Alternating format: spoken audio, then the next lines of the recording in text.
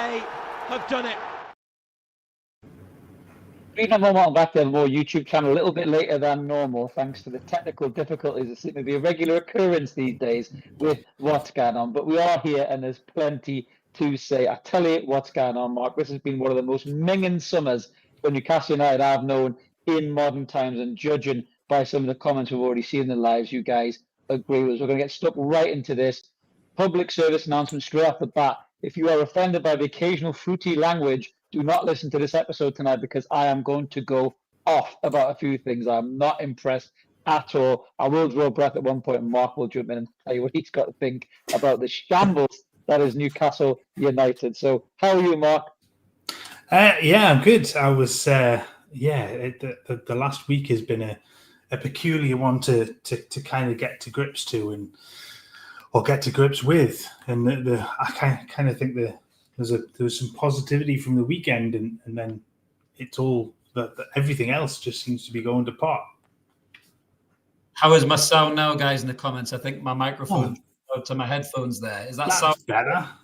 Is that better? Let me know in the comments. Chippers. That's much better. First, to tell me I sounded like a Dalek. Yes, thank you, Marcus. He's already told me in the lives there. Thank you, guys. Sorry, I've had to jump to another computer because my computer decided to do an update right before we went on live, and it was rancid. Don't worry, guys. I will make up for my intro rant there. I tell you what, I'm going to get stuck right into this tonight. I really am. And just before I get into all things Newcastle United, you probably noticed, for those of you watching, I am wearing a football jersey. That's right. I am a football fan. I'm not at a football game, and I'm wearing a football jersey. And that is all really to prove a point to a floppy-haired, posh twat YouTuber who had a go at everybody for wearing football shirts. And you know me, guys. Fancy dress. It's fancy dress, yeah. I'm going as a disgruntled Newcastle fan to I win the best fancy dress costume tonight. So if you haven't seen it already, the Katie Hopkins of football media, Rory Jennings, was giving it big licks on TalkSport about all fans, not just Newcastle fans, but all fans wearing football shirts and how it's fancy dress. Well, if you are watching on the audio, I say, fuck you, Rory Jennings. I'm wearing my Newcastle top tonight. Go back and have your fucking caviar and your fucking, Merlot, whatever the fuck it is you're drinking, you posh twat. But I've got plenty more stuff to talk about tonight in terms of Newcastle United. So let's get stuck right into it, Mark. There's only one place to start, and it is the saga, the tiring, laborious saga that is Alexander Isak. Just before I bring you in on this, I've had my say on this about a couple of rants and stuff already, but fuck me, honestly, this whole scenario has been an absolute mess. It really has. I've talked about it on our channel. I've talked about it on other channels as well. I've been doing a bit for, and honestly, I can't understand how the club has allowed this situation to get to where it is with this star player, the best player in our roster, who's sitting there on 20 grand more a week than Matt fucking Target, who's wondering why he's not getting paid what he's worth. Exactly. Put that into context. My God, really? You're talking about the third best centre forward on the planet who wants to be paid what he's worth. And guess what, Newcastle United and PIF, if you don't pay him what he's worth, somebody will come in and offer him what he thinks he's worth. And that's exactly what's happened right now. Do I agree with the way he's done it? No, I don't. But this is modern day football. Mark, what has been your viewpoint of just the complete clusterfuck that is Alexander Isak situation, mate? I think you kind of touched on it, that to go back before the summer and even getting the talks of potentially a new contract would be coming, and that should have been sorted out priority one before anything else was done, because a player like Isak, who, to be fair, Newcastle took a punt on.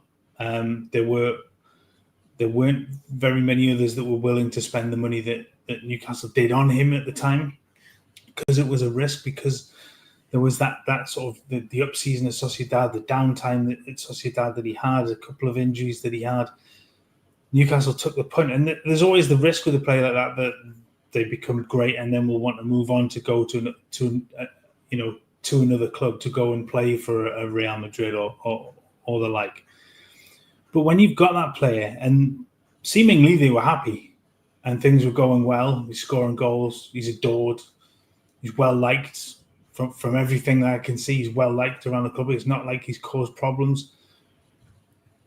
You sort that out. You know what a player you've got. You sort that out months ago. This isn't something that you go, you put off It's not Football Manager where you have a conversation with the player and you say, "Oh, we'll discuss your contract at the end of the season." I'm sorry, a player like that you tie down. He's proved his worth already. He's proved with the goals that he scored and to build around. And tying him down to a contract, then it just increases your value of him as well. Because instead of it being talked about 120 to 150 million, it's more than that because the value of the contract is higher. But to get the summer, I guess my disappointment with the whole thing is really for him, because for a player to have been such an integral part to get the club back to the Champions League and to have played so well in that season, be an integral part of the first trophy that Newcastle have won in so long, and to be that spearhead of a team that then kicks on. The hope was, I guess, for fans and for the club that they would add to, not replace, so that the progression from last year would be built on again. And that's got knocked on the head straight away. But if that situation is sorted out in March, after the cup final or before the cup final, then the base is there to build on immediately, to say, we've tied this player down. Look at where we are. We're in the Champions League. The club can turn around and go, this is who we've got you to play with. So that those players come in then going, right, we know the situation. We know that he's not going anywhere. We know that the spine of the team is there from Botman, if he can stay fit. Tonali, and exactly. But if he is, then Botman, Tonali, Isak, to build around that. Then you add in an Elanga and one or two. It speaks volumes. But I think it's a real disappointment for him to kind of have done it the way that he's done it. And I mean, essentially, he's not quite gone on strike. He's not pulled a Pierre Van Hooyd.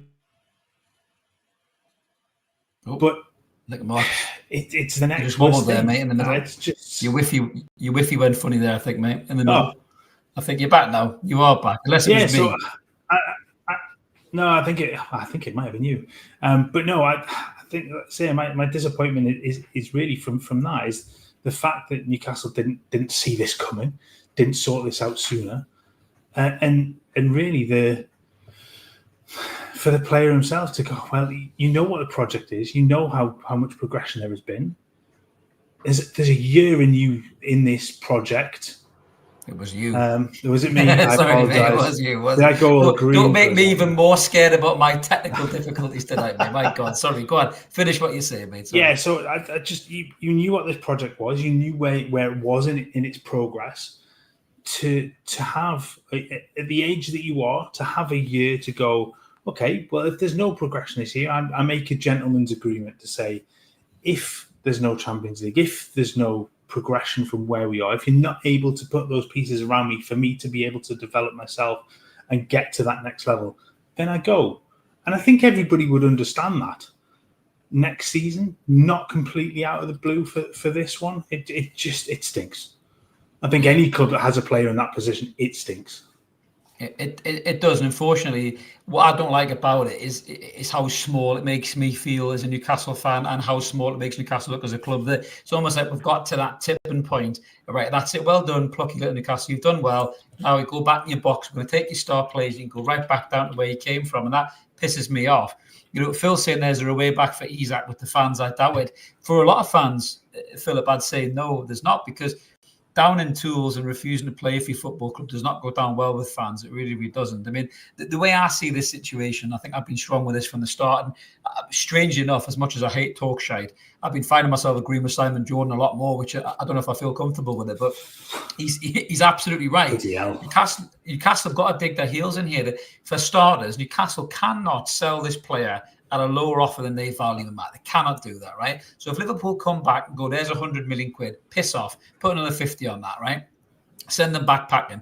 And then also, we have to make sure we get in the replacement. I mean, you know, Benjamin Sesko, someone will come on and transfer talk, but now other clubs are sniffing around him as well. And we know how this window's gone already for us at the moment. It's not gone very well. You know, you're going to have to get to a point where if you don't get in the targets to replace Alexander Isak leaving, and you get to a point where, I mean, Christ, we're playing Villa in like 4 weeks, right? The opening game of the season. If you get within a week or two of that and Liverpool are still pissing around, tell them to piss off. If you're not going to be able to get a target in that's anywhere near the levels that you need to replace Alexander Isak, no, Liverpool, piss off. You know, I know Big Yass is meant to be back in the UK, if you believe what you're seeing online. And, you know, maybe he's coming back to sort this out. You know, I heard mixed rumours that Isak was on a flight to Dubai, but I also heard rumours that probably believed a little bit more that he was told to stay in Newcastle and keep a low profile by the club and by Eddie Howe. And I probably more believe that than anything else. So they can get this sorted. And if Big Yass has flown out to Newcastle, that tells me he's probably meeting Isak and his representatives to try and get to the bottom of this and sort this out. Do you know what I mean? And that's just, it needs to be sorted out. We've got a super chat coming in from Stephen. Thank you, buddy. Appreciate that. The inability of the club to make signings is embarrassing. We fuck around low ball and some professional outfit comes in, and that's the end. Every day is a ritual humiliation. I'm going to get into that, Stephen, on the transfer talk, but I'm absolutely raging about it. I really am. The club are an absolute joke. I don't know. The Bregman's saying, you look pissed, Chris. Pissed off, I am, mate. Pissed I am not, sadly. It's only tea in my cup. I wish I was pissed. I'll maybe take a little bit better. But going back to this point with Isak, you know, if the club had any inkling at all, Mark, that this was going to happen, that he wasn't going to sign a new contract and he wasn't happy at the football club, right? This was the best window to get a centre forward. And look at the players that were available. You know, Victor Gyökeres was available. Hugo Ekitike was available. Victor Osimhen was available for a period of time. Benjamin Sesko was available, right? There's 4 quality centre forwards that you could have made an early move for and went and got, and then throw Visa in there as well, I suppose, if you want as number 5, right? There's 5 players you could have got yourself sorted to go for early doors, and the club haven't done anything about it. So that either tells me this Isak thing's come completely out of the blue, and maybe the trigger point was Liverpool courting him or flirting with him, and we point blank refused him, and then he threw his toys out the pram, and that's what's led to this thigh injury and that playing against Celtic that we sadly went all the way to Glasgow for. Enough said about it, the better. We actually did a really good little montage away clip, and we decided not to put it out because this whole Isak thing exploded and it just wasn't relevant, Mark, was it really, to be fair? I think when we're in the grand scheme of things. But I wonder if that's the stressor that's fucked this whole thing. But I mean, the club itself, Mark, are in such disarray. You know, there's never a worse time than right now at Newcastle United for your star player to get itchy feet. There is nobody upstairs, absolutely nobody whatsoever. You know, you've got Eddie Howe on the shop floor trying to, you know, do a Dennis Waterman, write the theme tune, sing the theme tune, fucking do it all. And there's nobody upstairs at all. I mean, we're a Champions League club, for fuck's sake. We're an absolute disgrace upstairs. How on earth have they allowed it to get to that stage, Mark? How on earth has that happened? It is baffling. I mean, the whole Mitchell thing is, I guess, is one. How did they let him do it? How did they let him quit and not work his notice till the window was done? How did they let that happen? I guess that part of us would think if the bonds have been broken for that person within the club, you get rid straight away. But you go out and you identify his replacement quickly. My biggest thing is though is the people above him, because you haven't got an active CEO because of Darren Neal's illness. He's not able to run the club. In June. Mark, left in June. No, I know exactly. So this should have been sorted out months ago. You cannot tell me that an organisation or an entity like PIF can't bring in a CEO in that position quicker than they have done. And it looks like it's going to be sorted, but it's taken too long. And then there's the trickle down. You haven't got a sporting director or a director of football. The technical director kid that's just come in from Atalanta is another step in the right direction. But Spuds. There's an issue with that too in my mind, that you brought him in before you brought in a sporting director. So are the two of them going to gel? Are they going to clash? Is there going to be a good working relationship between them? Is the new sporting director involved in the hiring of him as well? I guess that's a question. But the mess upstairs is there for everybody to see. It doesn't look like anybody is in charge. From what I'd heard the other day, forgive me because I'm not entirely sure if that's true, is that Silverstone has been de facto in charge, but is pissed off in the most critical part of the year. Really, is gone off on holiday. And look, everybody's entitled to a holiday, but in this business, there are times when you just can't do things like that. And if there is nobody upstairs, then realistically, you've got to be thinking, what on earth are you doing? It is a mess. You've got no real transfer party involved, other than maybe the three guys in Knicks and Howard. You know, it's just it's really frustrating to kind of look at and go, well, a club that has just won its first trophy in 7 years, a club that has got back to the Champions League again for the second time in 3 years. What on earth are you playing at, being this far behind the curve when we know that there's money to spend, but there's just this inability to be able to go out and force the issue and be able to improve the squad and prove to the likes of Alexander Isak that it's a club worth sticking around for.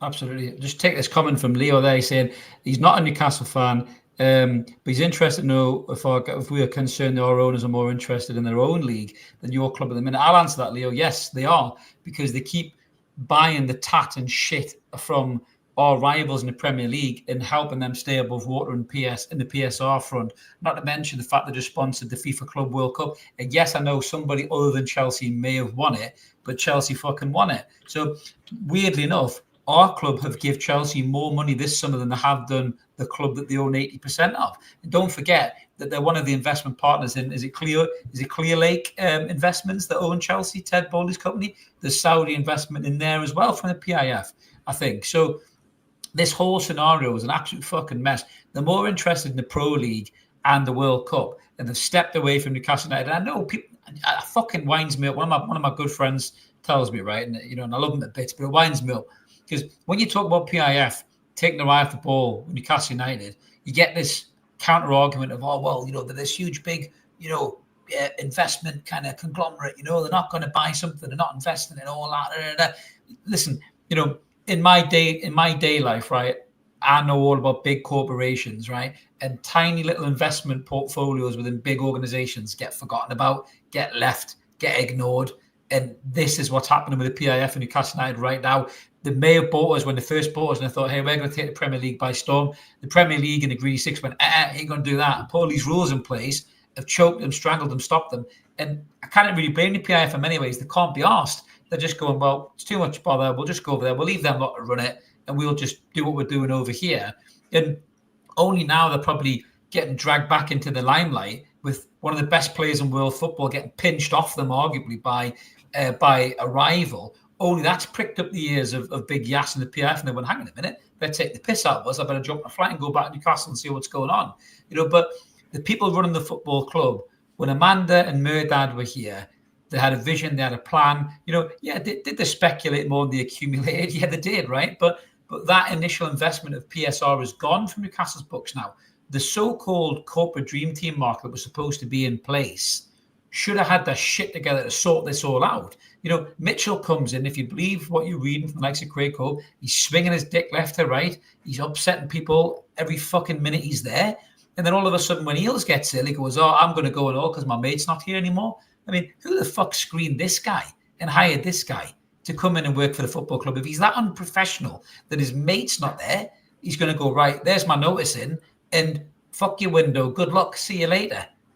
And Newcastle have had a disastrous window because how and his nephew and Nixon on at that level of negotiation? So by the time they're getting on a plane to go somewhere, do whatever, and I'll answer an email or a phone call, players already signed for Chelsea because they don't operate in those worlds. So the club have put themselves in a disastrous position, and it's under the PIF's watch, in my opinion, Mark, and they need to be held accountable for this because they fucked up. Look, yeah, I mean, I agree to an extent that yes, that I think their eye has been elsewhere, but I sort of see your point in saying that I guess the people they put in place that they're there to run this, they're there to do this, and they've spectacularly messed up in places. And the Mitchell appointment gets worse and worse the more you hear about it. But these are the decisions of the people that PIF put in place. They've hired these people to run the club. It's just not working, and they really have to get a handle on things and get things back on track. And you mentioned before that, I mean, the money going out the door to others. When you consider how much money they ploughed into the World Club Cup, they're going to spend another 40-odd million on João Felix from Chelsea. I mean, the kid's had 752 different clubs in the last 4 years. I think he just bounces really around. He can't do more anything. clubs than Tiger Woods. It's ridiculous, and the fact that are they gonna break a profit on him as well for a player that can't kick his own arse? That's screaming at me. They have to get a handle on it. They have to get a handle on it quickly. They have to sort out the upsets, because that's going to cause problems. You nail on the head in terms of, as I said before, with how Nixon and how his nephew sort of doing the transfers. There's nobody negotiating. There's no force in that club to negotiate for them or with. So when the clubs are coming in, there's no. It's maybe really harsh on them, but there's no nous there. There's no transfer nous. There's no boardroom nous to be able to walk into these clubs and demand what, and get what they want. No leadership, as Graham says there. No direction, no leadership. Anyone can see it. The fans, the club thinks simply nobody cares. It's absolutely right. Just a couple of mentions there as well. Chipper's been a member for 9 months. Cheers, Chippers. Appreciate that support, buddy. If Isak ain't sold this week, we need to keep him 100%. Agree with that, Bonnie lad. Dan's been a member for 15 months. Thanks for that, Dan. Evening, lads. Good to see you. Hope you're well. We are well now. We've got over our technical difficulties, mate. We are cooking with gas. But going back to Isak, just to suppose round up the Isak situation, we're not going to round it up until it's resolved one way or the other. Your gut feeling now, Mark, is he going or is he staying? I think the writing is definitely on the wall for him to be out, but it has to be right. And I think Eddie Howe said that, it has to be right for all parties. And if it's not right for Newcastle, then the negotiations should stop. They can't take less than they value him for. Because if he does go, then they have the money to reinvest. They can use that as the Declan Rice money to West Ham, the Jack Grealish money to Villa, to be able to put in 100 million, then amortized over the 5-year period, and use that to vastly improve the squad. But it's a hell of a player to replace. You don't just replace an Alexander Isak easily. It's not. You can't replace him with a £30 million striker or a £40 million striker unless you're insanely lucky. But I think the way things have gone, I think he does go. But from a club perspective, they have to sell sooner rather than later, because they can't keep hanging on. You said before that the Villa game is the 16th. It's in 2 weeks on Saturday. Mental. They can't hang on. It can't be going into the start of the Premier League with no senior centre forward and just one addition to that squad, when you consider there's been a couple that have gone out the door. They have to sort this out. They have to sort this out quickly. But your gut feeling when we start the season against Aston Villa, do you think Alexander Isak's a Newcastle player? He's not in the squad. Not in the squad. Whether he's left or not at that point, but I think more than likely he's gone. But if he hasn't gone, he's going, and he's not in the squad. Yeah, for me, I'm very much of a similar mindset. I don't think he's in the squad, whether he's here or not. I totally agree with that. But this is all going to be dependent on what Newcastle United do next. Now, if Newcastle United manage to tie up a deal within the next week for Benjamin Šeško and Visa from Brentford, I think you can pretty much drive Isak down to Liverpool yourself, because I think that's him gone. Now, are you going to miss a player like Alexander Isak? 100%. You're going to miss a player like him. He's world class, right? But in terms of his goal return, the squad isn't going to be hurt by the lack of goals with those two players if you bring them in, because Šeško, yes, he's raw, but he's got very different attributes to Isak. He's bigger, he's stronger, he's better in the air, that kind of thing. He's more of a traditional number 9 type player. and Visa can score 20 goals in Premier League. We've already seen that. So if you get them two in, that's the best proactive way for Newcastle to handle this, right? And then you put fucking Liverpool against the wall and you say, we want the money from you, right? Give us the money, right? Once you know you got your two players in, you get your deal from Liverpool. If you're going to sell for 120 million, say, which is probably 30 million less than you wanted initially, you got your two other players in, you get the money in, everyone's a winner, right? And then we watched Joe Litton kick Isak and his little sparrow legs fucking 20 feet in the air, the first home game of the season next season. And then that's him out for 6 weeks. No, seriously, but that's what I would do if I was Newcastle. You've got to bring them two players in. But the snail's pace, disorganized, lackluster and professional way that we've handled player negotiations this window, as we've just been talking about. I mean, fucking hell. Do you back this club to get one, let alone two cracking centre forwards? I mean, the Visa thing's a little bit awkward because it sounds like you had a gentleman's agreement. Put it in writing, lads. Fucking hell, it's 2025, for God's sake. Put it in writing. You know, don't shake somebody's mitt and say, oh, yeah, no worries. I'll let you go for 30 million. Not going to fucking happen. But, you know, Newcastle are in a position. So if Seshko goes to Manchester United, which we'll talk about more in the transfers, if he goes to Manchester United and Visa doesn't leave Brentford, right, Isak's staying because you're not getting another centre forward.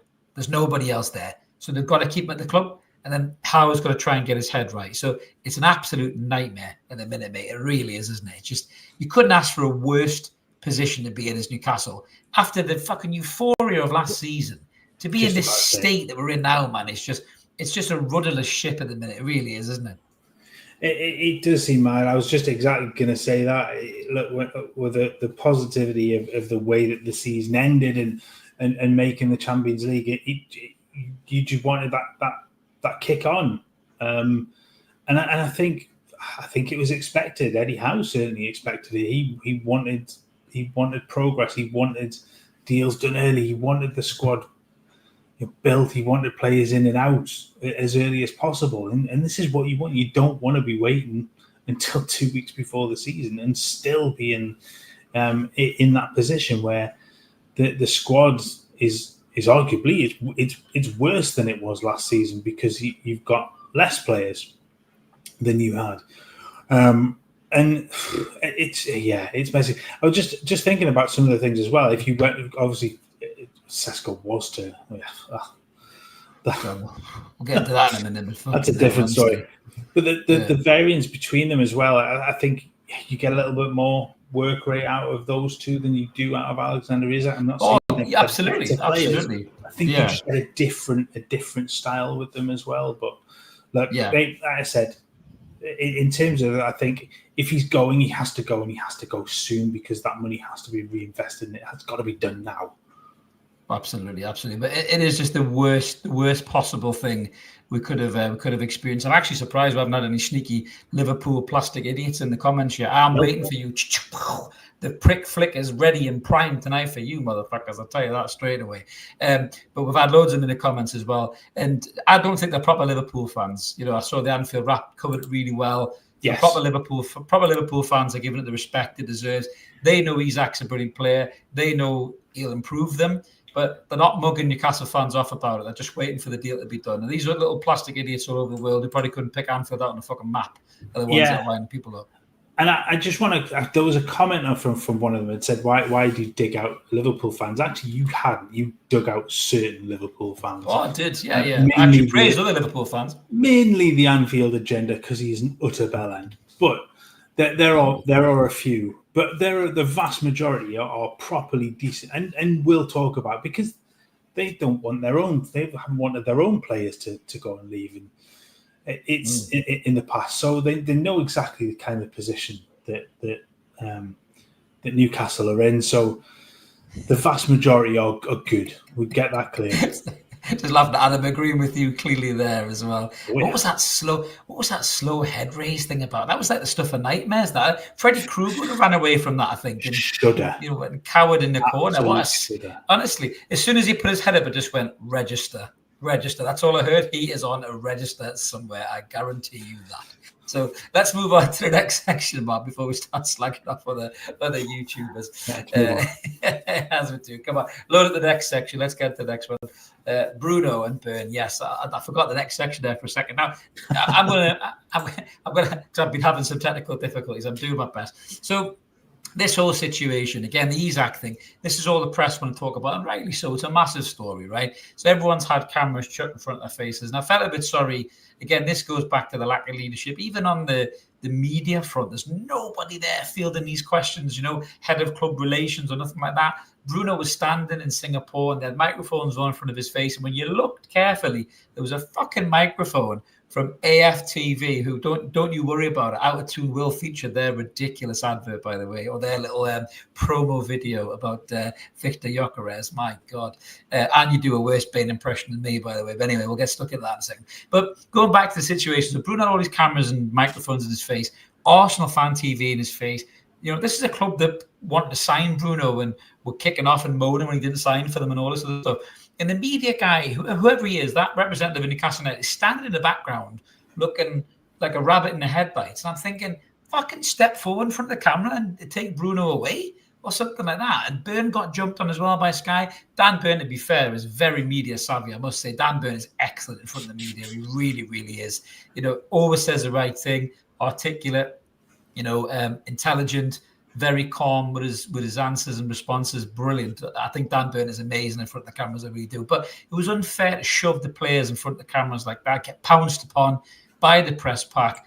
Obviously, Howe's been dealing with it as well. Every single question is about Alexander Isak. We'll get into the Arsenal game in a second, of the performance and how the lads played, but that's just another sign mark, isn't it? There's just a complete lack of any leadership at the football club when your players are being exposed to stupid questions like that. And other fan channels shoving microphones in their face. What is going on, man?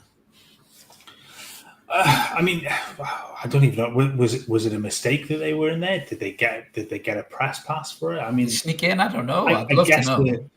The way things have gone with sort of social media and fan channels, it's not too long before they do start to break into the normal sort of press pack, is it? But I think from a press office point of view, you've got to be steering the conversation a little. Yes, there's going to be questions. Yes, but you speed things up, you move things on, and we see it in press conferences. If Eddie's answered a question, it gets moved on. He's going to move things on quickly. You see it in other sports. How you watch the F1 and the F1 if they're getting interviewed, the press officer is stood right with them.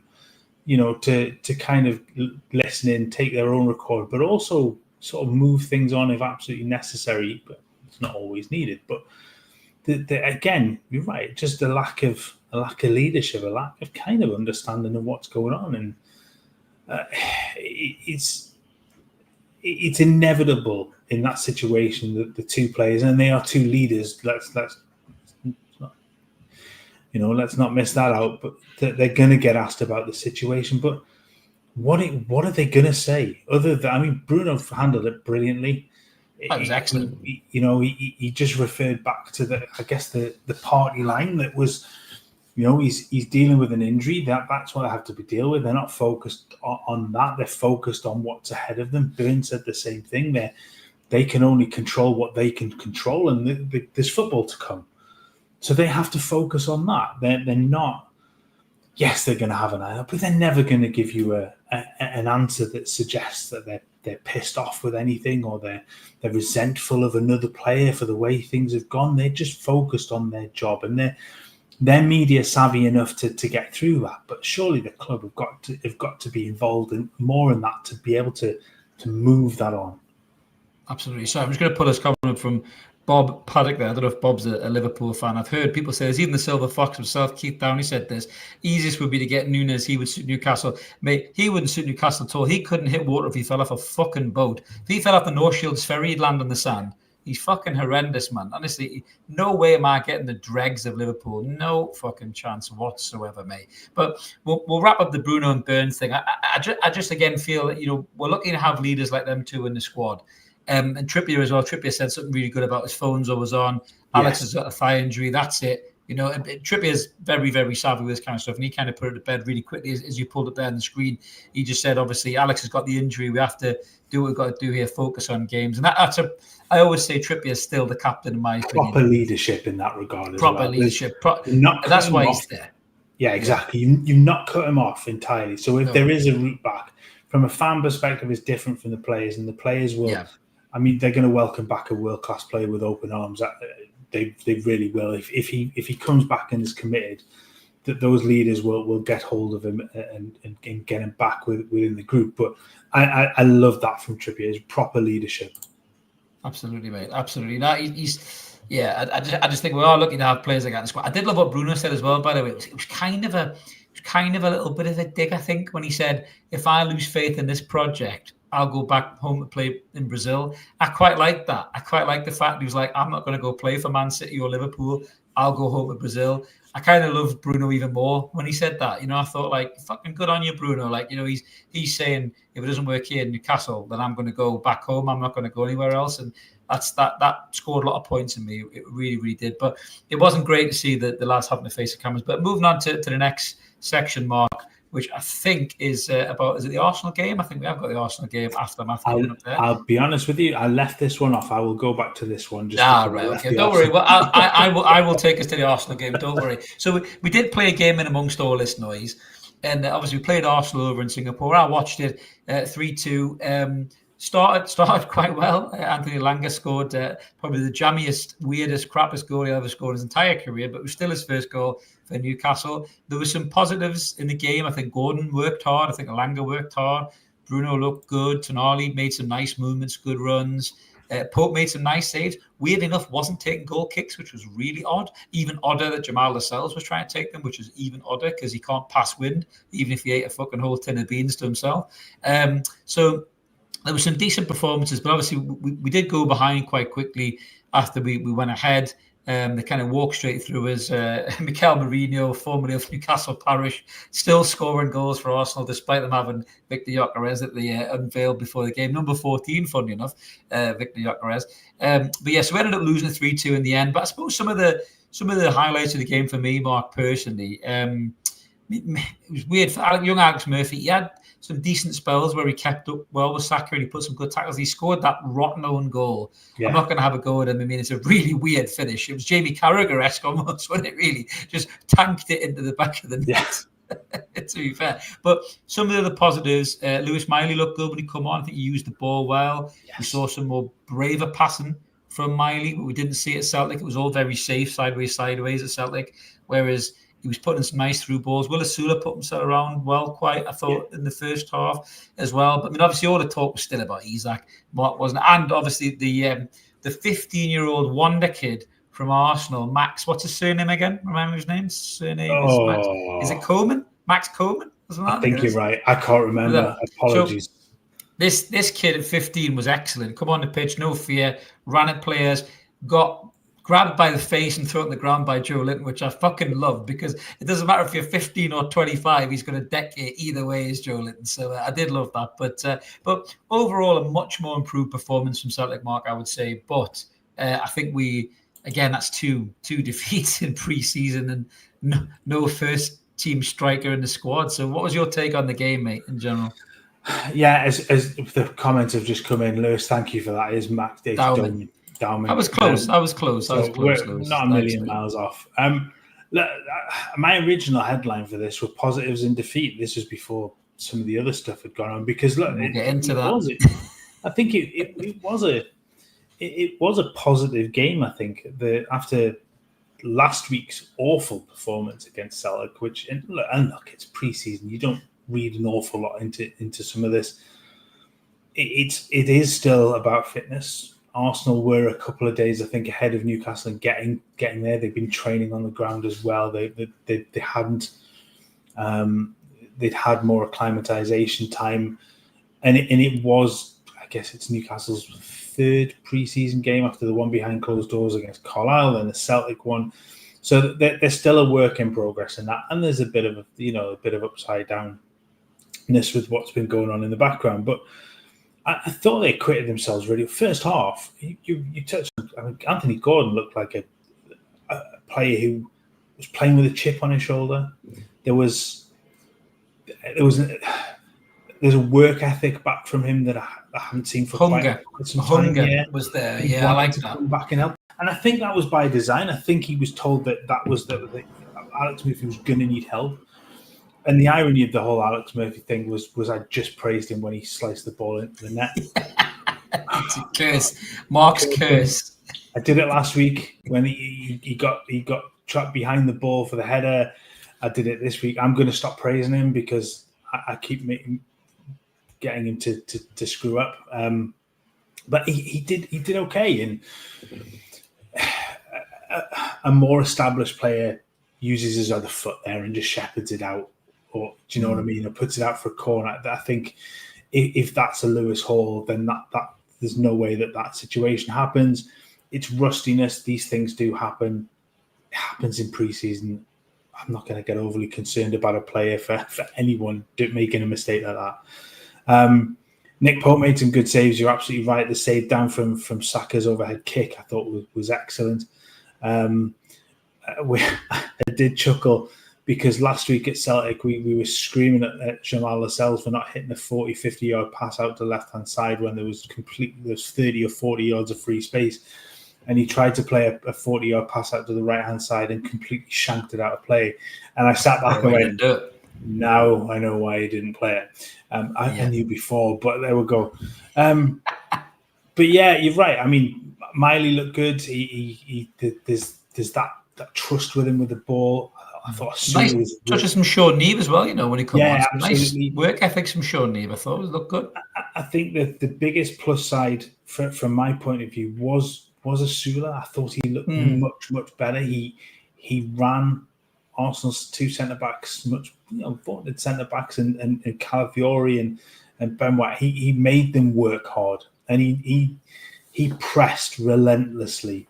And he was unlucky with that header as well. That would have been a brilliant goal if that header had gone in the second half. And it's I guess frustrating from a fan's point of view to not win or not to get that a result out of that at the end. But we could have drawn. I thought we could have drew in the end. To be fair, yeah, a fair result. It's a really soft penalty. It is a push. It's 2 pens in 2 games though, and annoyingly, I had just praised the referee for not long before. You need to stop praising people, but praise the opposition. Praise the opposition. Never should. I must say, a couple of rotten performers before I get into that. Just Adam's reminding us all that we are playing the Korean All-Stars tomorrow, and I hope BTS aren't playing because those boys can fucking move. I tell you what, there's no way Jamal Lascelles is marking them. My wife will love you for getting those. That's why I had to do it. I had to do it.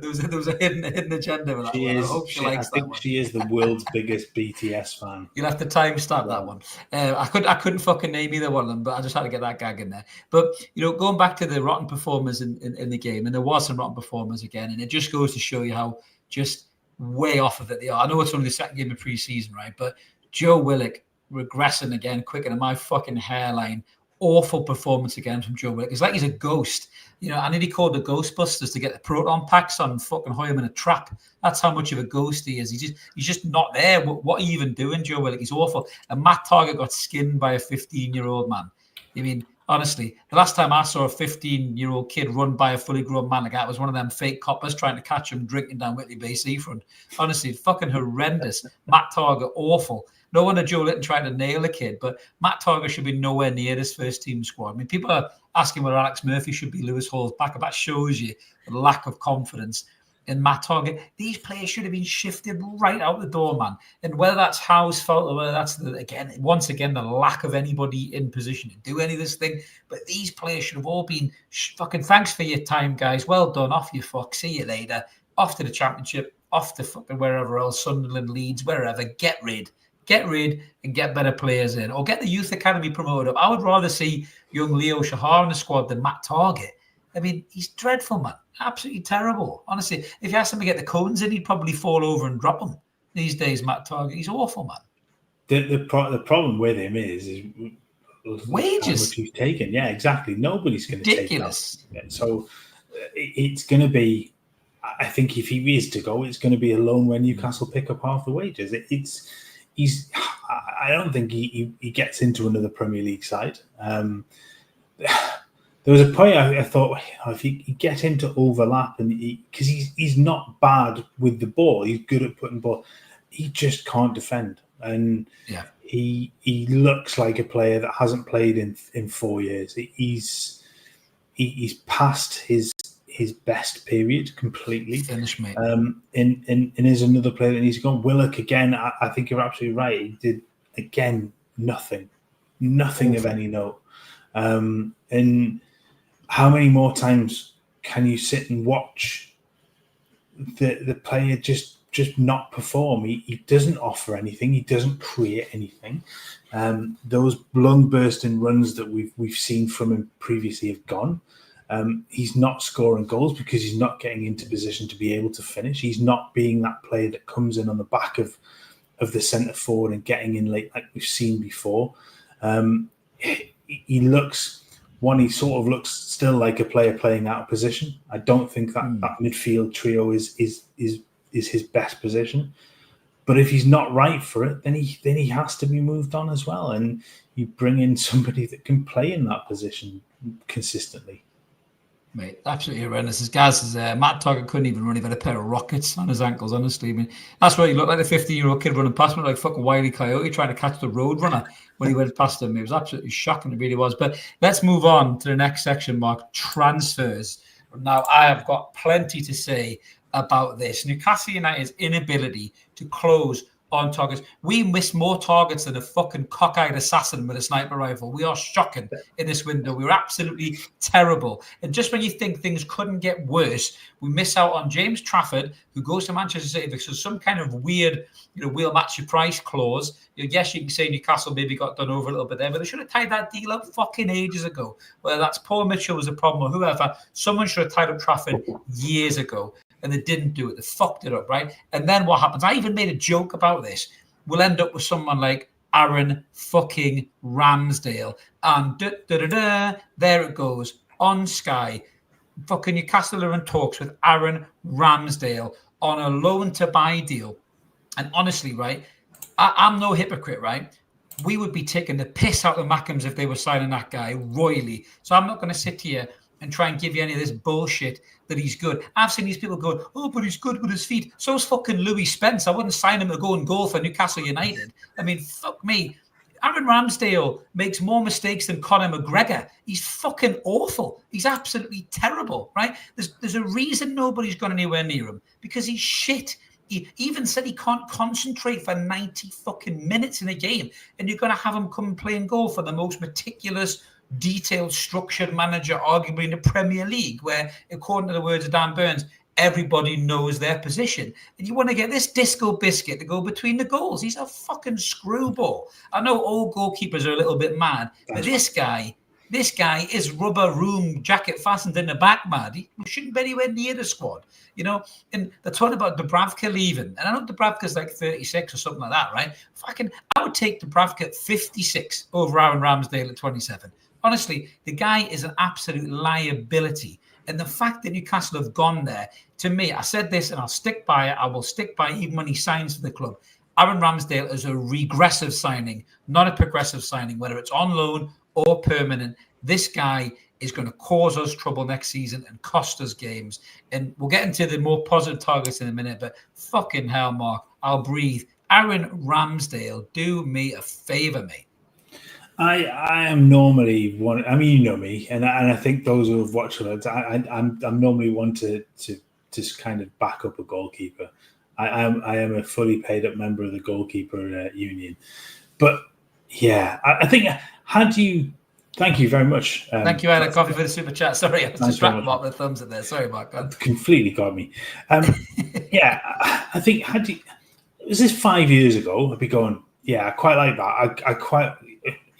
At the time, he looked like he was gonna go places. He was, he's getting on the verge or into the England squad. He was getting touted as the next England number one.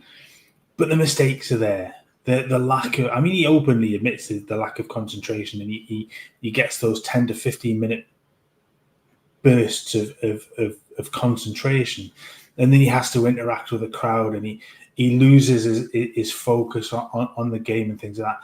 And I'm sorry, for a high level goalkeeper, that's just a really fucking dangerous game to be playing, because you lose your concentration, and we've seen it in all sorts with keepers that there's goalkeepers in the back of the goal, and when attacks happen, all of a sudden you're out of position. And you cannot.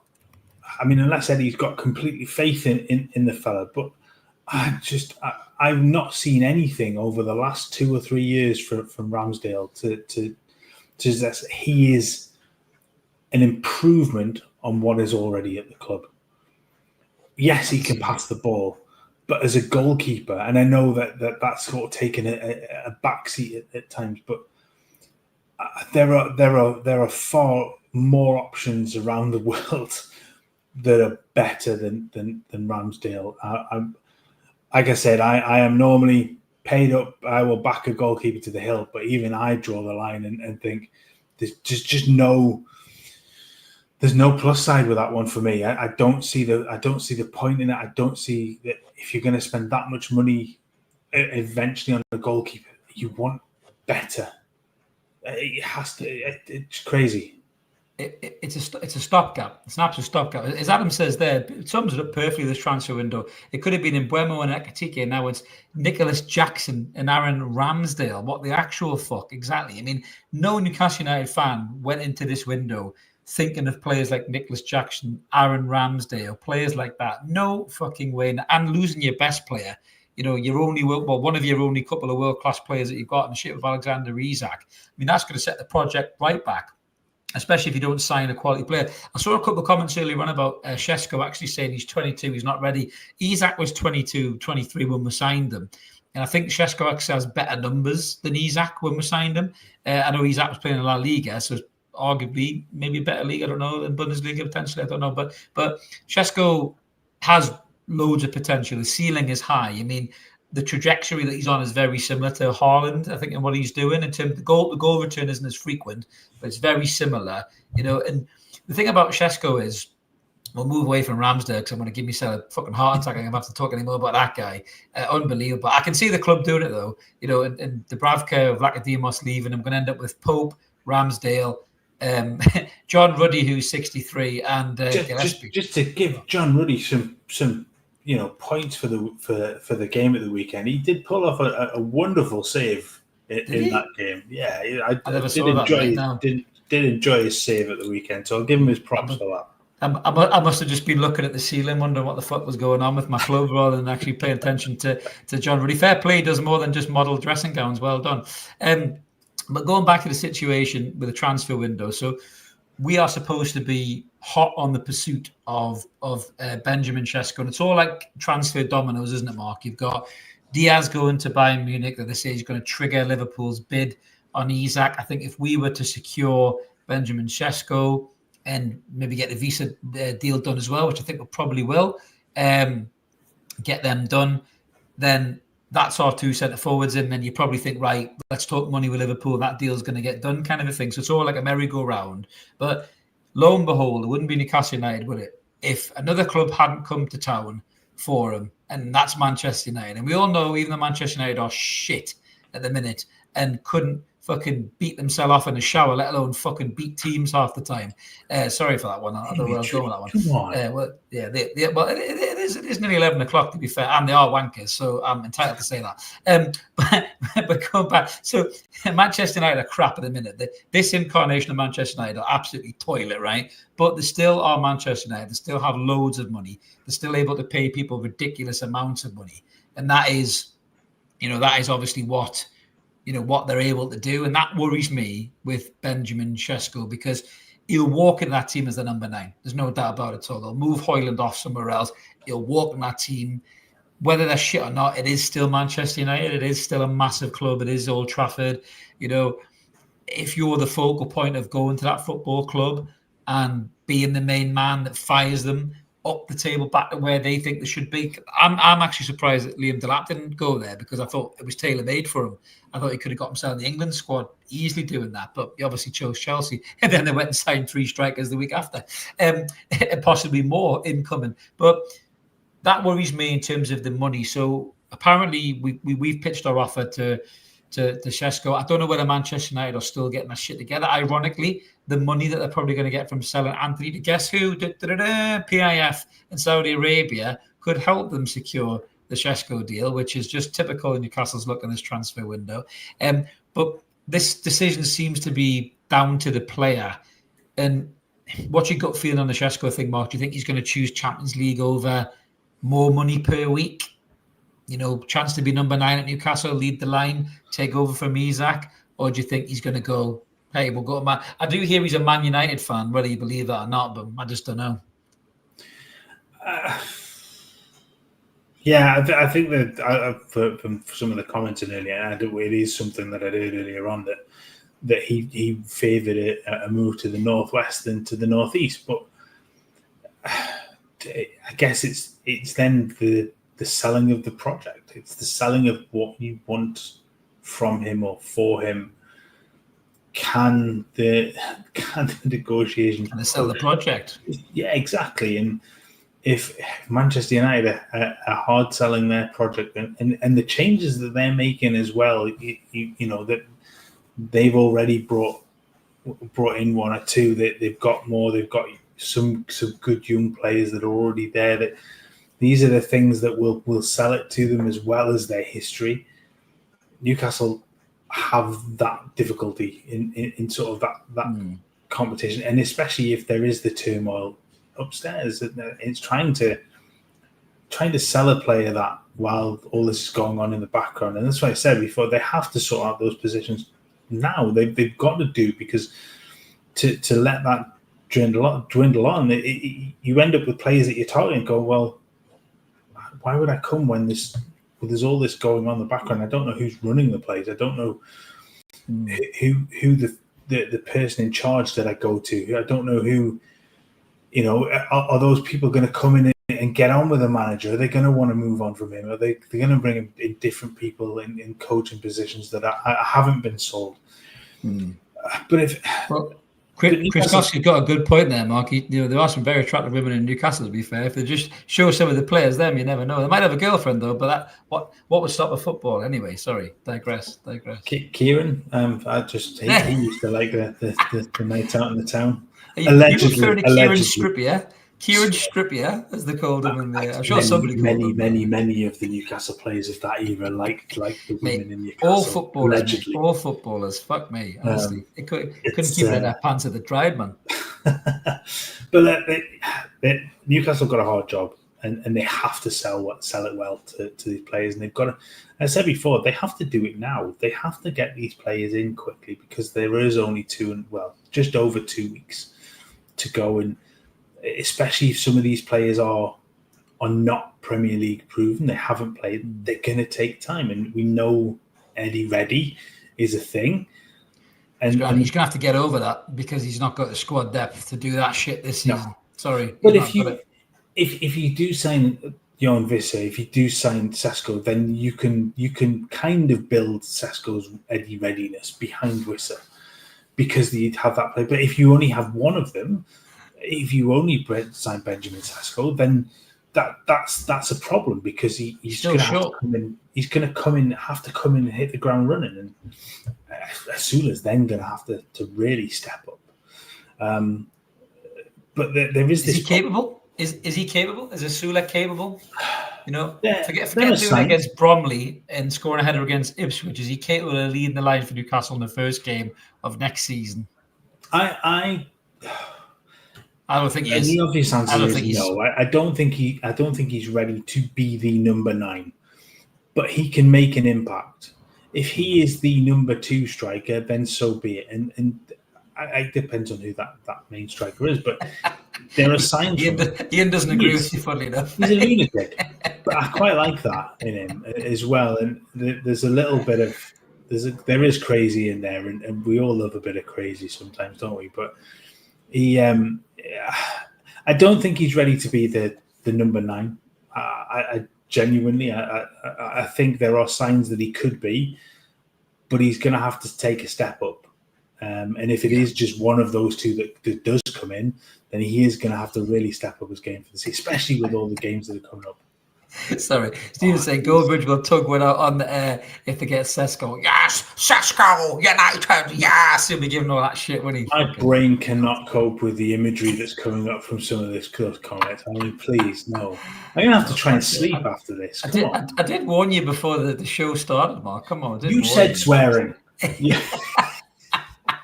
Swearing in inappropriate language. I should have put one of them little like Geordie Shore warnings at the start of this, really. But I mean, the other talk, Chelsea apparently now are interested in Scalvini, and you think, fucking hell, I mean, the Mark Gahey thing is just nobody seems to be moving for Gahey. I think I've seen some in the comments before saying Newcastle should go for Gahey now. I mean, to be fair, I was watching Keith Downey, the old Silver Fox, earlier on. He did make a really good point about the Ramsdale thing. I don't want Ramsdale because I think he's dog shit, right? But getting him on loan, and then that saves 30 million quid that you would have spent on Trafford. You could use that in another area, like a centre half. So potentially that 30 million could be used to buy another player. A right-sided centre half, whether it be Scalvini, whether it be Mark Gahey. But Newcastle. The problem is Newcastle, as you said there, Mark. There's only a few weeks to go until the Premier League season starts, and Newcastle United are going to have to sign a right-sided centre half, probably 2 centre forwards at this rate. And a midfielder. That's 4 players. And it's taken them how long to get one over the line? And then one on loan, arguably? I mean, that's going to have to be a flurry of activity within a very short period of time to get them in. And as you say, if Eddie wants him to be Eddie ready, we might not see them for the first handful of Premier League games. I think Seshko you would. I think he would go straight in, to be honest, especially if Isak's gone, because you have to have... Yes. A focal point. He's a senior striker at the end of the day. Yeah, as young as he is, he's a senior striker. Exactly. He would go straight into the team, But, I mean, the other positions, even if you get a Scalvini, I think if we sign Mark Gahey, I could see him getting straight in the team because his Premier League experience. I think he would walk straight in. Scalvini, he might kind of keep back for a while. But, I mean, surely, Mark, Chelsea can't sign any more fucking players, can they?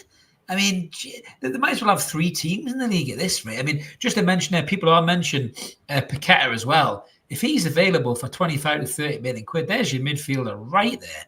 He's best mates with Bruno. He walks straight into the squad. I mean, outside of the midfield 3, we've only got Lewis Miley because Willock's a ghost and there's nobody else. I mean, Joe White is so shit, they've just sent him out on loan to Leyton Orient. He'd be looking to get a game for them after the lad we saw at Salek. He could try a bag of cement, So we need a midfielder as well. And surely Paqueta's another one there, mate. So a couple of things there to throw at you, mate. Yeah, I think Paqueta, with the issues kind of probably now behind him completely, that then, 25 million seems an absolute steal. Something must be wrong. Whether West Ham are in the shit money-wise, they want to get him off the wage bill or something, maybe. Potentially, but then they've just sold Kudus for a handsome sum as well, haven't they? So, and yeah, it's an odd one that whether they want the baggage gone, if they feel there's more baggage with him, is this a Milan and Tonali situation where they know there's other things in the back? I don't know. I think this one of the things you were touching on before was sort of the loan for Ramsdale, and then look at things in 12 months' time. Is it a scary fact for you that was it 3, 6? There are 9 players out of contract in 2026. One of those, 2 of those are Isaac Hayden and Mark Gillespie, so we can kind of discount those ones. But you, in terms of squad depth and squad players, you potentially have Fabian Schär's out of contract, Trippier's out of contract, Lascelles, Kraft are all out of contract, Matt Target we've already talked about. There's at least 4 players there that will be part of the squad. That's an awful lot of money that you then won't get in for transfer value that you then have to pay out in terms of trying to bring in squad players. So it's kind of just kicking it down the line isn't going to work because you're going to run into the same problems next season when there are more spaces to fill in the squad. Look, I said it earlier that Newcastle have to do their business. They have to do quick. They're going to have to get these players in. I do like the Paqueta idea. I think that's a no-brainer in terms of especially the value that's there for him. He is a very, very good footballer. He will work well with Bruno. They get on really well. Something different as well as what he can offer in terms of breaking down low block teams. He could do that. Yeah. And he can play further forward. He can play in that hole in front of the midfield as well. So it does give you something very, very different. Set pieces too. He's another player who could be good at that.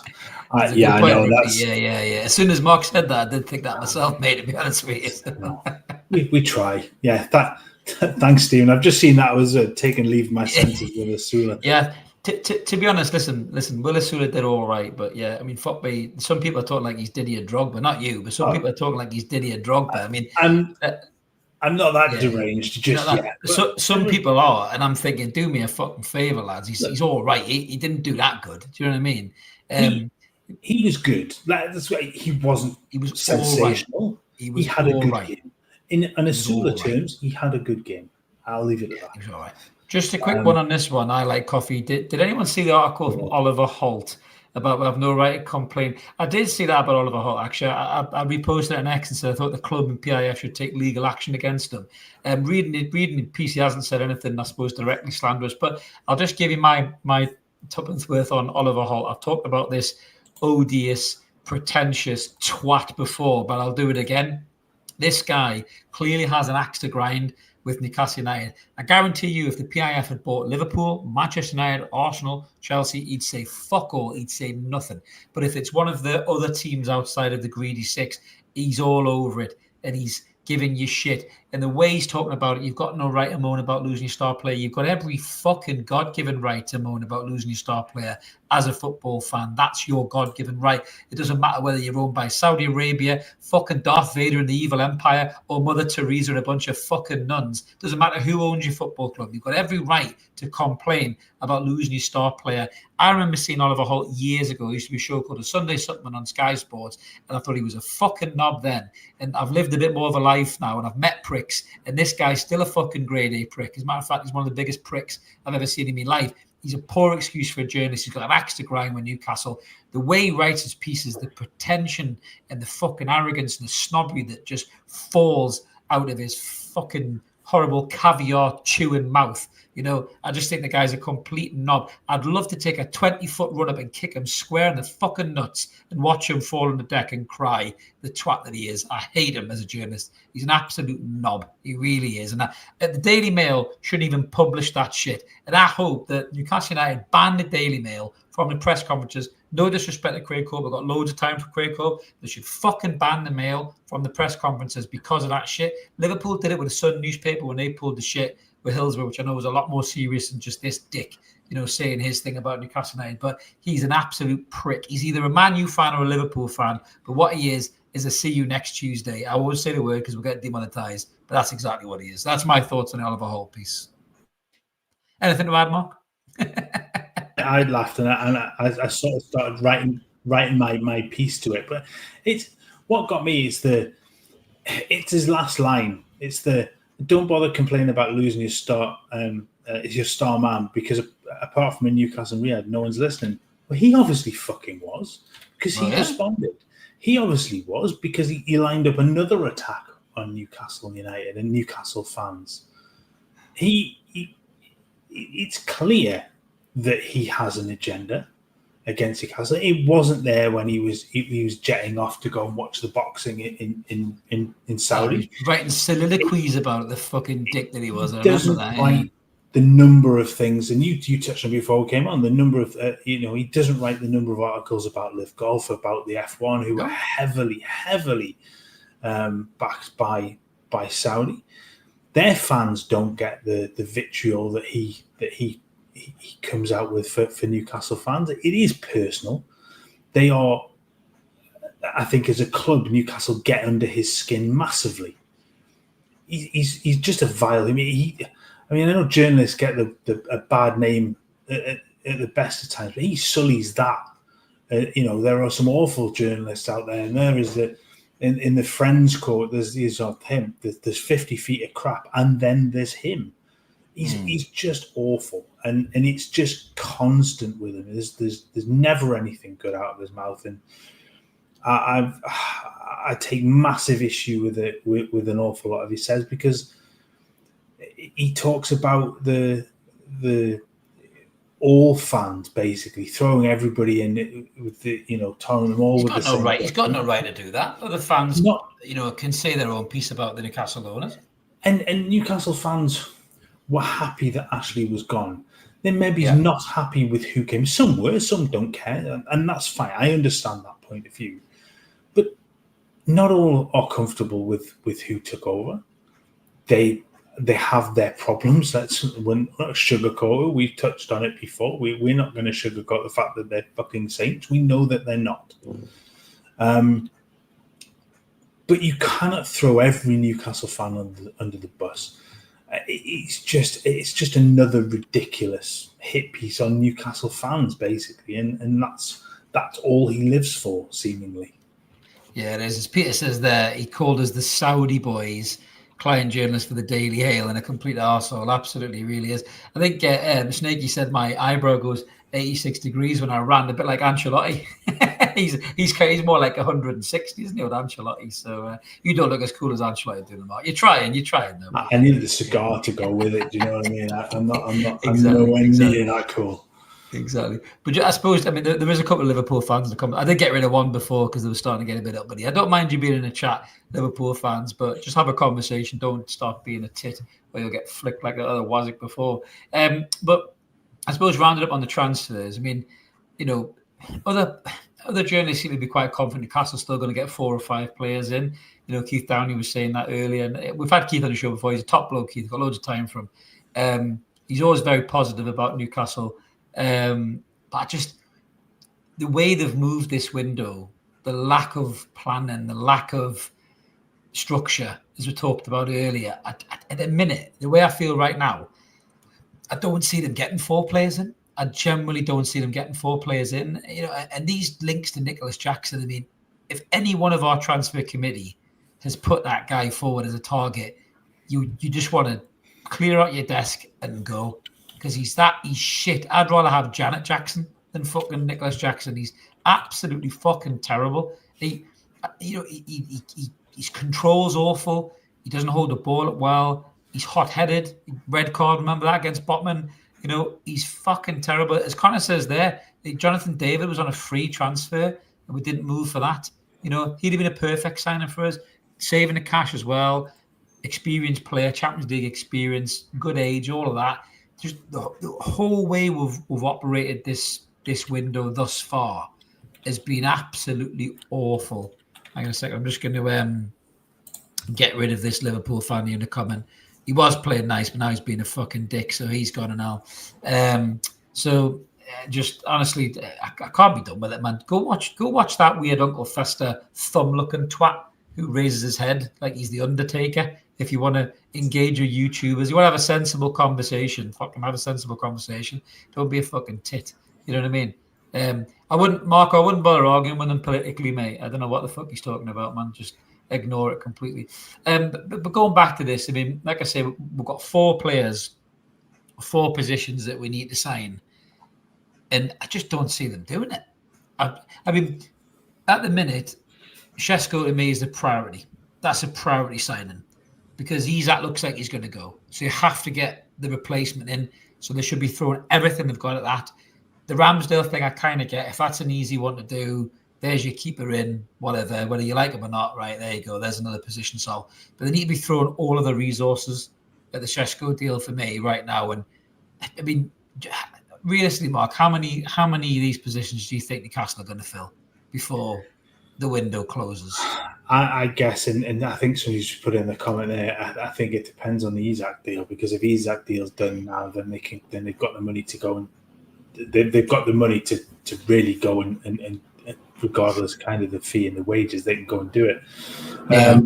Without that, while all the turmoil's going on, it's hard to see them getting anywhere near 3 or 4 players, because the first one took so long. There isn't the transfer now, so there isn't the negotiating party there, because everybody's seen doing everything.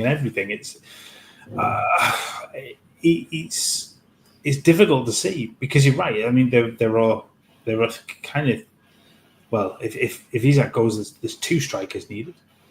You've got the wide player that was needed. There's a central midfielder that's needed. There's a centre back that's needed, and there'll be a goalkeeper that's needed. And ridiculously, that's still while there are still, what is it, 6 goalkeepers at the club, and what happens to those? Does Vakadimos go? Where does he go? How does he go? I think he'll go on loan or something. Yeah, has to go on. But even with that one, he's going to go out on loan. Newcastle are going to make no money out of him whatsoever because they're going to end up paying his wages to go as well. I would imagine. Dubravka is really only one I could see moving on for a fee, but that would be minimal. I got Saudi. If anything, possibly, but even then, you're not going to get an awful lot for him because of his age, because of the contract situation. I just 2, I think at max. The way things stand, 2 at max, I don't think it's going to be really difficult to pull in the players that will be needed to improve the squad beyond what's already been. What's there? I tend to agree. I think Ramsdale. Well, there's 3, isn't there? Effectively, if you count Alanga, so Ramsdale comes in on loan. Alanga's there, the right wing. Šeško is a centre forward. Or Wisa. I mean, if you get both of them, you've got 4 in there. But that defence scares the life out of me. I mean, they're going to be 35. A lot of them, 34, 35 this year, and they got done for pace last year. Botman's still not right. You know, you can see that he's still carrying knocks. The fitness is still a big doubt for Sven Botman. There's nothing really coming through in the way of young quality centre halves. It's not like we've got a real Ferdinand at West Ham, you know, coming through the ranks to come and play centre half and be fucking class. You know, I mean, would be Farmer there saying Paqueta, Wisa, and Guehi, and that would be a successful window at this point? I think it probably would be because, you know, Wisa can get you 20 goals in the Premier League. Paqueta and Guehi have got Premier League experience and give you that quality to the first team straight away. You know, that would be a successful window, I would say, Farmer, if we're keeping Isak, but not if we're losing Isak. Because if you're losing Isak and you've got Wisa as your main man, yes, he can still get goals in the Premier League, but if anything happens to him, and we're losing for the African Cup of Nations as well for a massive part of the season. You know, so that's another problem. And will Asula be able to step up? Do you know what I mean? And as Tuna says there, I feel for Eddie. I'm genuinely worried if we don't back Eddie Howe in this window, you know, would he potentially look at leaving? Would he potentially look at going? Well, I mean, I guess the obvious call is to England again.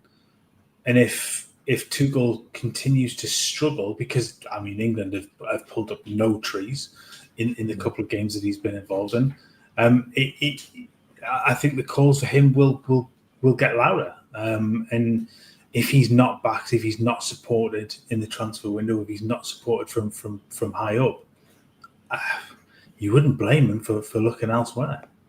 But you know, let's look at it. You know, Connor's just said there about Arteta might get sacked. He might do if Arteta doesn't do the business. You know, he might run out of time. You know, if Amran doesn't do the business, you know, he might run out of time as well. Do you know what I mean? And he might get shifted out. And then, you know, Eddie Howe stock is high. Eddie Howe improves players. You know, so that to me is, you know, is worth its weight in gold. Mark just died that a second, but that's worth its weight in gold. It really, really is. Comment there from Lewis saying, I'm just going to get that comment up. Comment from Lewis saying, if Brentford wants 40 million for Wisa, then just pay the fucking money. Palace want 45 for Gay. He just fucking pay it. What is going on? Well said, mate. Well said. Mark is back in the room.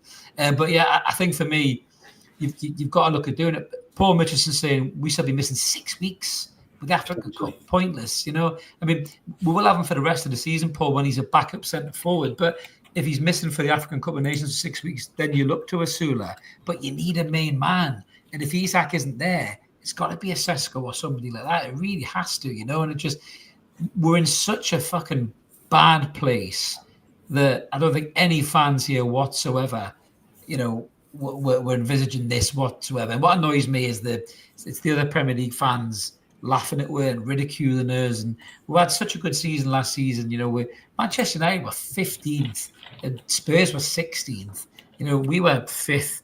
Yes, we managed to just kind of ghost it over the line for the Champions League, but then we were able to get in there, able to get the Champions League for the second time in 3 years, won our first cup in 70 years, got this exciting young manager that improves players, one of the best three centre forwards in Europe. Do you know what I mean? And just for me, honestly, mate, to be where we are right now is just mental. Sorry, I'm just blocking this fucking idiot again. I don't know how he come back. Actually, I blocked him before, this Liverpool fan. Weird guy. Blocked him. Harvey Elliott there, Agent Tech was talking about Harvey Elliott. If you're going to get a player in exchange for Isak, and I don't massively rate him, but I thought he was really good in the under-21 tournament, as Agent Tech says, if you're going to get as much as you can get out of that deal, maybe ask him to throw in Harvey Elliott as part of the deal. And then that's your midfielder sorted, I suppose, isn't it? Yeah, and he can push on as well. He's obviously played in those forward wide positions too, so he'd not be a bad part of the deal. He's young. He will progress under Eddie Howe as well. I think that's a very good one. You touched on the Wissa. Obviously, being away from AFCON, he's DR Congo, isn't he? So yeah, they might not be in it long. No, but they're not. I don't think they're particularly bad, but the potential is. I think it runs from sort of the 20th or so of December through for a month, which would be 5 or 6 games, I think it is. Obviously, in terms of it, if they don't make it all the way through, then that time is lessened significantly. But there are 4 games between the 27th of December and the 7th of January. And then there's a 10-day gap to Wolves on the 17th. So that would be the 5th. And then potentially Villa at St James's Park on the 24th, depending on sort of travel, I guess. So there's potential for 5 or 6 games, I guess, possibly beforehand, maybe as well, if they get called up a week or so before the tournament, if they've got friendlies booked in, that kind of thing. So there is a potential for there to be a significant gap in his availability. But yeah, going back to Elliott, I think if you want to maximize, as you said, you use the word maximize that deal, you get as much money as you possibly can. If you can get a Harvey Elliott as part of that deal, I don't think that's a bad one. And he's a player that can improve. And even if he was to be a player that improves and is sold on at some point for profit, then so be it. Those are the kind of moves that I guess Newcastle have to look at. There's also still the talks around the likes of McAtee at City that they're looking to move on. He's a good player. Again, there's another one. He's got a really high upside, reasonable transfer fee. I think I know that there were suggestions that they were going to look for 40-odd million, a bit like Palmer. I don't think they get anywhere near that. But again, there's upside with him. There's sell-on value with him, and this is something that Newcastle just don't have with an awful lot of their players over recent years. Is sell-on value. I mean, you look at the transfers out, and that's a huge problem in terms of where Newcastle have been in the past. There's just been no value in selling players on. Yeah, we're not good at trading players, but I'll tell you who is good at trading is Roadblock. He's just dished in a super chat. Thank you very much, Roadblock. The plan: sell Isak to Al-Hilal for 200 million, get him back on free. PIF then buy the Premier League and sack the Melters. Puts Manda in charge. Brilliant. I love your style, mate. Thanks for the super chat. And Marcus is feeling generous tonight as well. Sponsored by Carlsberg. Yes. Marcus has dished out 10 Evermore memberships. You're absolute legend. Thank you very much, Marcus. You are an absolute star. We have got a Liverpool fan who's playing nice in the comments. I will put your comment up. I'm going to definitely look at comments from Liverpool fans being sensible here. He said Elliott would be 40 million, maybe add-ons or sell-on clause included. So, I mean, again, with Harvey Elliott, if Newcastle can negotiate that deal as part of it. But again, the key for this is, and for you as well, LSC Monster, we have to have our Isak replacement before we do anything. Because if the club let Isak go and don't get the replacement, that is the stupidest thing that they've ever done. It really, really is. And they'll just be having an absolute fucking mare. Ivan Toney mentioned there, to be fair. I think I said that in one of my videos, that if we were going to sell Isak to Saudi, which I think he's kind of shut the deal down, I think I would have asked them for Ivan Toney on loan. Absolutely. Has he been gone long enough for tax purposes? No, he's not. He's not been there because 2 years I yet. think they have to. I was going to say they've got to be there 2 years before they have, so they avoid massively getting hammered for tax on stuff that they've earned. So if he goes over that threshold, then maybe. But I mean, that's I guess a good player to bring in. I'm just laughing at would be far, but they're saying the Toon Review got a free Evermore memberships. I didn't see that. We can't see who's got them, I don't think. But if there is a way, Mark will find out. No, not immediately from our not view immediately, on this. not immediately. Amazing. Absolutely.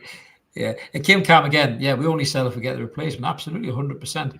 You know, it'd be stupid to do it otherwise. It really, really would. But we'll move on to a little bit more lightheartedness to finish up this show, because it's depressing talking about Isak and transfers that we can't seal and get over the line.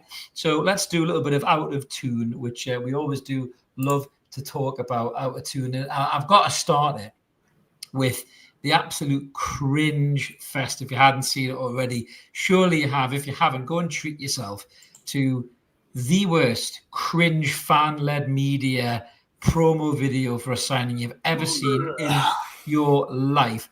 Arsenal Fan TV did this whole big thing where this guy basically stole his son's Batman mask, was sitting in a chair, rambling from scenes from The Dark Knight Rises, doing the worst Bane impression you've ever heard in your life. You know, even the bit when he's going, I was bored of the dark, molded by it. He didn't even do that properly. It sounded fucking awful when he did it, right? And it was dreadful. And then you had all these fully grown men running, chasing each other, doing the Gyimaraes mask thing, you know, for the goal celebration. And honest to God, right, I don't think there's ever been, you know, women drying up quicker in London in your life than seeing these fucking fully grown men running around with pretend masks on. There's some women in the comments. Ladies, tell me if you have seen the cringe AF TV video, did you find it sexy at all? I mean, what the fucking hell were these fucking wet wipes doing? If I'm Victor Gyimaraes, I'd be going, is that what the fans are like? Is it? Fuck me. You know what I mean? It could do me a favor. He's coming from fucking sporting with a bunch of like sexy Latino fucking cool, you know, Portuguese people. You know, they're all dead attractive over there and cool as ice. And he's coming to these idiots. I mean, oh my God, it was awful. You know, AFTV are cringe at the best of times, but that was awful, man. I know some people go, oh, it's a bit of fun, all that kind of stuff. There are things like that. Terrible, man. I sort of get the club doing it. Burnley are champion at it. They are the creme de la creme of the legends announcements. But for family to do, I mean, I said it back, and I was nearly sick. It was awful. It's just so bad, man. I mean, come on. It's not for me. Definitely not. It really was absolutely fucking terrible. It really was. But I can't believe how big that channel is. I really can't. It's monster. It is a monster. Yeah, unbelievable. Fair play to them for that, because they're incredible in terms of their size. Yeah. But I mean, was it Harbaugh says they do it for the clout and the views. They do. And people watch it. It's crazy. People watch. I mean, there's a lot of good content creators on YouTube who just talk about football and have a bit of crack. And you get guys like that run around with pretend masks on and do Bane impressions. And you get guys who look like George Dawes from Shooting Stars. You're talking about princes stuck in towers and shit like that. And it's all a bit weird, really, isn't it? Really, but I was going to say your frequencies. Your piss take of a Bane impression was far better than their rehearsed Bane impression. So. It really was.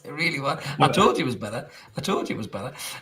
But yeah, honestly, it was absolutely cringeworthy is what it was. But moving on to the next one, this made me laugh as well.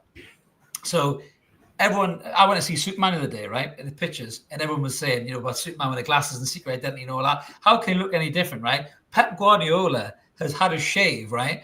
And Pep Guardiola now has a mustache, and people are going, who the fuck is this guy? What does he look like? The best comment I saw was the picture on the left-hand side. Somebody said, why does it look like a porn? Which was the best comment I've ever seen, to be honest with you. But I mean, that was like, do you remember the movie Stakeout in the 80s with Richard Dreyfuss with that little lip curl that he had? That's the first thing I thought of was Stakeout in the 80s. But that's absolutely brilliant from Pep Guardiola. I love that look, man. That's awesome. We love a movie reference as well. That is bang on. I just, yeah. I mean, look, it's is he going for a little bit more of a sophisticated look, or I don't know, but yeah, it's a different look for Pep, definitely. Well, I'll tell you what it is. The way they fucked us last season, the porn movie maybe isn't too far off the mark. And speaking of that, Ron Jeremy, absolutely, he's a bit of a big deal, isn't he? A bit of a big deal. But yeah, that was hilarious. To be fair, it really was. But there was some sad news actually outside of the world of football. But a couple of big major stars that passed away, didn't we? Certainly. Us as youngins, Mark, we grew up in the era of the WWF before it became the WWE. And whether you liked them or not, the legend that was Hulk Hogan passed away. And I think most people watching this channel are probably at the age where they remember Hulk Hogan, the good guy, Hulk Hogan, the heel, Hollywood Hogan and all that stuff as well. And I know his political views are maybe a bit questionable as of late, but yeah, that was really sad, man, wasn't it? Watching Hulk Hogan passing away, all these icons from your childhood, man. Well, this is exactly it. And you take away the recent side, kind of, I guess, the kind of stuff, but he was an icon of the 80s, of that era of WWF. The move to WCW and the whole New World Order thing and all that kind of stuff. He was incredible. One of the worst finishing moves in the entire history of wrestling. However, let's not get away from the fact that he was a bloody good entertainer. He was. He absolutely was. He absolutely was. Yeah, again, I've seen some people talk about his political views, which obviously I'll not get into. We're a football channel, not a political channel. But there was another big death as well in the celebrity world, was Ozzy Osbourne. Ozzy Osbourne passed away. The Prince of Darkness himself passed away. And only a couple of weeks after his last gig, wasn't it? When he was like, he had to be wheeled out in a wheelchair, I think, and sat down, didn't he? And Ozzy's a legend, man. Yeah. Whether you like that kind of music or not, Ozzy Osbourne is an absolute legend of rock and roll. And, remember when he did the show with his family, and that was hilarious, wasn't it? That kind of one of them first kind of fly on the wall documentary things. Bubble scene. And I've seen that put out a few times. And the fucking Prince of Dark. Honestly, man, it's hilarious. I never watched that originally. And Cheryl, my wife, was talking about it the other day, and there were clips of it. And I've seen that clip now a few times. It's fucking hilarious.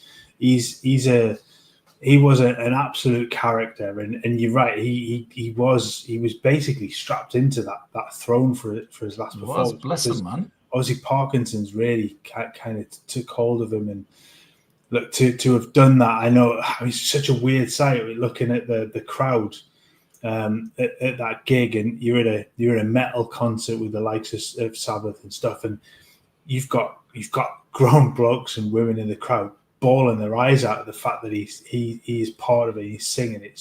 It was sad to see, but also brilliant. I think a fitting and an epic way to say goodbye, and it's just he is an icon, and it's been telling like how many other bands and artists have kind of with how much of an influence he's been. And it just it's another one of those proper true icons of it, but like Hogan as well, that of that era, just a massive icon. Absolutely, it was. I suppose the bats of the world will be rejoicing that he's no longer around to bite their fucking heads off on stage, I'd imagine. But he certainly did. He certainly did touch the hearts of many, didn't it? To be fair, but back to football. And something that's really interesting, actually, in terms of the situation that we're in with Alexander Isak. So, if you hadn't seen this already, which most of you would have done, Morgan Gibbs-White looked like he was a shoo-in to go to Spurs. They activated his release clause. I think some of you guys mentioned it earlier on. And whether you like the guy or not, Marinakis, the mad Greek owner of Nottingham Forest, stood firm and basically said, "No, Spurs. You ain't having my player. Fuck off. You're not bullying us. Fuck you. I'll take you to court. It's not happening, right? And I will give Gibbs White credit here. Unlike Isak, there was no injuries. There was no not playing in preseason games. He showed up. He played in preseason games. He smiled. He spoke to the fans. He engaged. And there was no signs of an unsettled player there. And then, lo and behold, after Spurs think they've got the guy in the bag, bang, he turns around and signs a new deal at Nottingham Forest till 2028. And I absolutely love this, by the way. This is what teams outside of the Greedy Six need to do more of. Stand your ground. Tell these teams you're not going to bully us. You're not going to shove us into selling our star player, our prized asset, just because you want him at a certain rate. It isn't happening. And I've got mad respect for Marinakis and Nottingham Forest for doing this. Mark, what was your take on the whole thing? Do you know the one thing that stood out to me through that interview with Gibbs White as part of that link? You look like he was a hostage. I didn't see a lot of that. Sort of, but it was the referral to Mr. Marek. I can't even say his name this late in the day, but it was always Mr. It never referred to him by first name. You get that a lot with obviously with other clubs and other Marinakis. Thank you. Not seeing it in front of me, had my head battered. How'd you get your Marinakis? But yeah, it was. But I love to see it. I love it. And if you want a reaction to go and watch, and I know we've talked about it before, and we do love him as sort of a channel. I do like expressions. His reaction, brilliant, is sensational. Great. To not getting Gibbs White, it's brilliant. And I tell you what, he did give Marinakis his credit as well. He did say fair play to him, you know what I mean? After he come up with some absolutely perler one-liners. You guys think my one-liners are good. That guy's off the scale, man. His references are he's absolutely brilliant. I give you credit. He's almost unmatched for his ability to pull references out of the bag. Brilliant stuff. He's very good. I do like that, Christoph. He was sitting there like Suge Knight. He really was, but it's just like you ain't going nowhere. Basically, that wasn't it. But I thought that was absolutely class, and I want to see more of that. I really do. I'd love us to do that with Isak. I'd love us to turn around and go, "Nah, you ain't having him. Fuck off," and that's it. You know what I mean? And before you know it, he's standing next to Yassir, signing a new contract, smiling, going, "Everything's okay. Yes, everything's fine. I really want to be here. I really want to be here." And that'll be it. So welcome, Alex, for another 3 years. But yeah, so we're going to finish Out of Toon on a corker of a story. You've already seen it as well, guys. The Lionesses have done it again. They've won the European champions. Penalty shootout, unbelievable penalty as well, by the way. He took the net off, wasn't it? It was by Kelly, wasn't it? He took the net off, and it was a brilliant strike. It really, really was. And they've been through a lot in this tournament. You know, they've had to deal with a lot of shit. You know, they've had, deaths in the families. They've had some of their fellow teammates being racially abused, which is disgusting. And in whether it's the male or the females game is disgusting and has no place in football whatsoever, or society for that matter either. But massive respect to the lasses, mate, for doing the job again, Mark. Brilliant, man. Yeah, look, and it can be an interesting subject. I know it's not everybody's cup of tea. I love it. It's football for me. I don't care who's playing. I go watch it at the park. I'll watch the Lionesses. I'll watch anything. That's why my wife hates me at times, because I watch too much football. You do really will watch any football, you mate. But seriously, I mean, fair play to them, because they've. I think Serena Wiegmann said yesterday they've embraced kind of the chaos. From that opening game defeat to play 3 full 120 minutes on the bounce. And Lucy Brown's been a fractured tibia. Which and Isak's got a thigh strain. Get your ass up, Alex, you lazy bastard. It's just some of it. But look, she said last night she. I mean, that's. Is it hyperbole? It's warrior mentality. It's never giving up. It's leaving everything on the field for your teammates.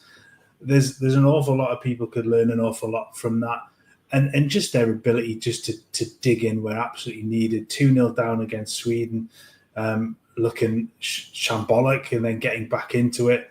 Down against the Italians right until the last minute, and coming back into that one and winning it in extra time, and again yesterday against technically a far better side. And again, digging in and being able to get the result. I think Leah Williamson said, look, they rode their luck. They weren't lucky. They rode their luck at times, but they deserve it. They've put in a huge amount of effort, and to win it back to back as well, it is an incredible achievement for them, and fair play. Like I say, I know it's not everybody's cup of tea, Joey. We know you don't like it.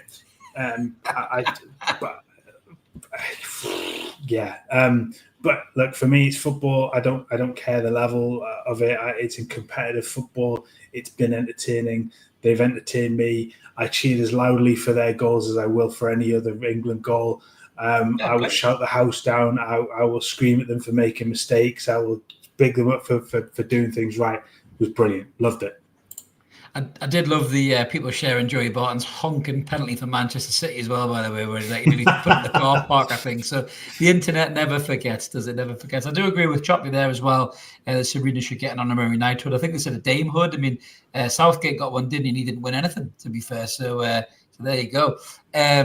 But Antagonized said, member for 22 months. Thank you very much, mate. We should have told Isak he's going on tour. Absolutely, totally agree with that one, Antagonized. But I think that's us all wrapped up for the show this week, guys. Thank you so much. We've gone on for a good hour and a half there, I think. So thank you very much to everybody for joining in tonight. All the comments, all the super chats, all the subscribers, all the gifted memberships, all of the stuff that you give us tonight. We really appreciate it. It was going to be a hard one tonight because it's been a rough week. Rough couple of weeks for Newcastle, so glad to get some stuff off our chest. Hope you like the top, Rory, if you are watching back in your little posh London pad having a vermouth or whatever you're doing.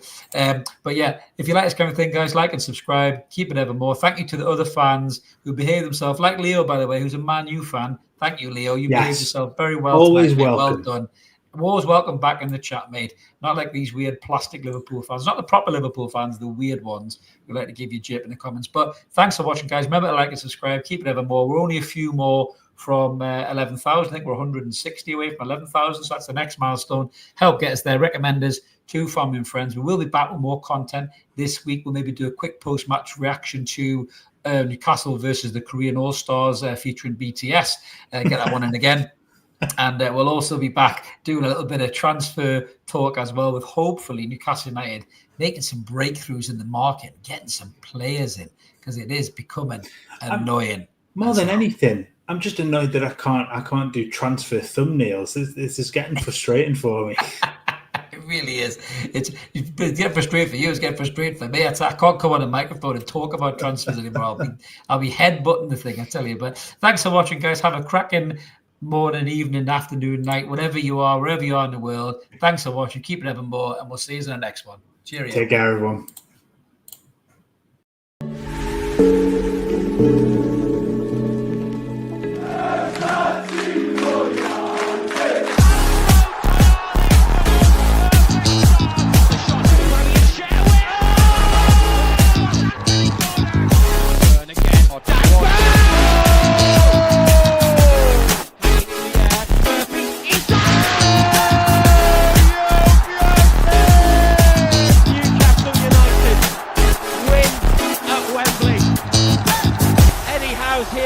Celebrate.